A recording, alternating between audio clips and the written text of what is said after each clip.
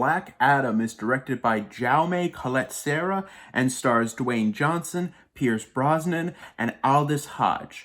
5,000 years after he was bestowed with almighty powers and imprisoned just as quickly, Black Adam is freed and ready to unleash his justice on the modern world. I'm not gonna lie, reading that description, now all I'm thinking of is that I wish his introduction was more like 10,000 years will give you such a crick in the neck. So I'm not gonna lie, I don't think my anticipation was more all over the place for any single movie as it was for Black Adam. When the first look came out and we got the first scene of Dwayne Johnson in the Black Adam suit killing a whole bunch of mercenaries, I was actually hyped. I was like, yes, this looks dark, this looks brutal, this looks awesome, I'm all for it. But then with every single trailer that was released for this movie, my anticipation, which was probably at like an 85%, went down like 5 points every single promo and every single trailer. To the point where by the time that I was finally about to see it, I was more or less expecting this movie to be pretty bad. And thankfully, I can honestly say that this is not a bad movie. I had a ton of fun with Black Adam.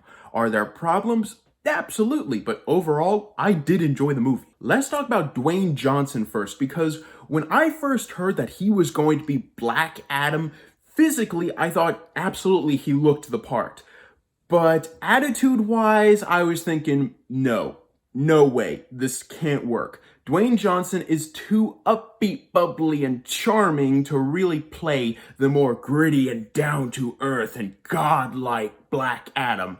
But honestly, in this movie, he really surprised me. He was very stoic and brutal, and yes, he could be funny, but it was never jokes that he found funny. The brutal, brooding, godlike demigod that I always imagined a live-action Black Adam would be, I will be honest, Dwayne Johnson nailed it. And even though the more brutal aspects of this movie are definitely toned down for a PG-13 rating, let's be honest, they got away with a lot for a PG-13. People being burned alive, people being thrown around, people being brutally pummeled by an almost godlike being. And even though, yes, they do have to cut away from it right before it gets too brutal, they show just enough for it to be awesome all around. The action in this movie is so good, so brutal, and so creative, especially when the Justice Society of America come into play in this movie. You got Black Adam flying and throwing lightning bolts all around, you got Dr. Fate just floating around causing illusions all around Black Adam,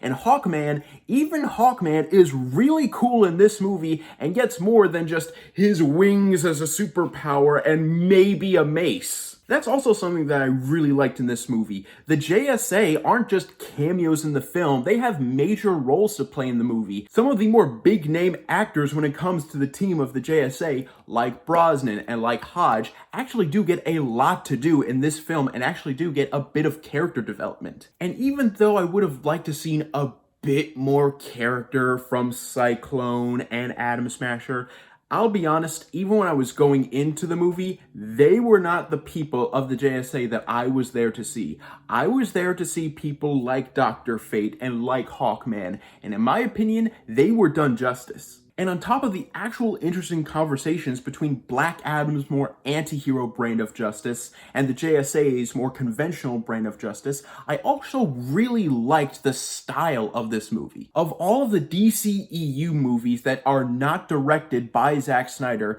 this felt the most like a Zack Snyder movie. You got some of the more desaturated colors, you got some of the more slow-mo shots that look awesome, and even though I can see people not liking this style, because I like Zack Snyder's style so much, and because this tries to copy that style so much, I actually really like it, and it did, in fact, make the movie feel a lot more epic. Now, are there problems? Sadly, yes. For one, the characters are not good, especially this one family that Black Adam is teamed up with throughout most of the film. I found them to be really bland, really boring, and where the kid was involved, I actually found them kind of annoying. Their relationship with Black Adam was bare bones, and yet they act like it's the heart and soul of the entire movie. The villain is also really boring. True, when he's fully revealed, he does get a really cool fight scene with Black Adam in the JSA,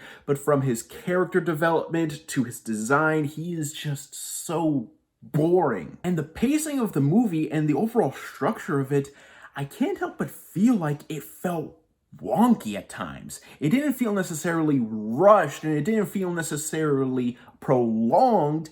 It just felt choppy. It feels like a lot of the movie was left on the cutting room floor, either in the editing room or with the rewrites, because a lot of this movie's explanations involve really unnatural and unneeded exposition dumping, which, if you know me, you know I hate. And lastly, if I'm being completely honest, the writing of this movie is not good. The dialogue is very generic, and when it comes to the twists and turns that the movie takes, it is ungodly obvious. There is a twist reveal at the end of the second act of this movie that is so obvious from the first 5 minutes of the film, I thought they were joking. I thought, no way, this movie can't be that dumb. So yeah, if I'm being honest, technically this is not the greatest movie. But if I'm being even more honest, I would be lying if I said that I didn't enjoy it. I really had fun with Black Adam. Johnson is really good as the title anti-hero. The action is creative and entertainingly brutal, and I did like the concepts that came through both the visuals and even some of the writing. But the characters are really boring, the structure feels choppy, and most of the writing feels very basic and predictable. I definitely understand the overall mixed reactions that this movie is getting, but if I'm being honest, I lean more towards the positive end of that spectrum than the negative. I'm going to give Black Adam a B. Well guys, thank you so much for watching, and let me know in the comments down below, who do you think would win out of these two Dwayne Johnson characters? These are two of the strongest characters he's ever played, Black Adam and Crypto. Because, if I'm being honest, I think Crypto might take this one. Thank you guys so much for watching. You guys are the best. And don't forget to click subscribe and click the bell icon down below to stay up to date on all things movie, all things TV, all things nerd.